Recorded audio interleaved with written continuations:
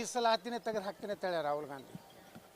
ಇದನ್ನು ದಲಿತರು ವಿಚಾರ ಮಾಡಬೇಕು. ಬಿ ಜೆ ಪಿ ಮ್ಯಾಗ ಅಪೋದು ಕೊಡ್ತಿದ್ರಲ್ಲ, ಬಿ ಜೆ ಪಿ ಬಂದರೆ ಮೀಸಲಾತಿ ತೆಗೆದು ಹಾಕ್ತಾರೆ, ದಲಿತರ ಹಕ್ಕಕ್ಕೆ ಸೋತಾರೆ, ಸಂವಿಧಾನ ಬದಲಾವಣೆ ಆಗ್ತದೆ ಅಂತ ಹೇಳಿದ್ರು.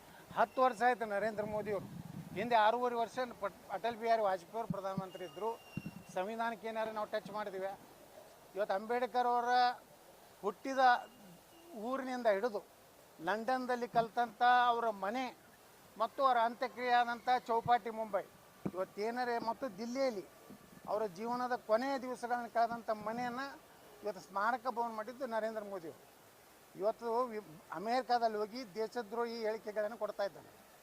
ಯಾರು? ರಾಹುಲ್ ಗಾಂಧಿ ಜಾತಿ ಇದನ್ನು ಮಾಡಿ ಸಮೀಕ್ಷೆ ಮಾಡ್ತೀನಿ ಅಂತಾನೆ. ರಾಹುಲ್ ಗಾಂಧಿಗೆ ಗೊತ್ತಿಲ್ಲ ಅವ ಯಾವ ಜಾತಿಯಾಗ ಹುಟ್ಟ್ಯಾನೋ ಅನ್ನೋದು. ಅವ ಸಾಬ್ರಿಗೆ ಹುಟ್ಟ್ಯಾನೋ, ಕ್ರಿಶ್ಚಿಯನ್ರಿಗೆ ಹುಟ್ಟ್ಯಾನೋ, ಅದೇ ಇನ್ನೂ ಅದು ತನಿಖೆ ಆಗಬೇಕಾಗಿತ್ತು.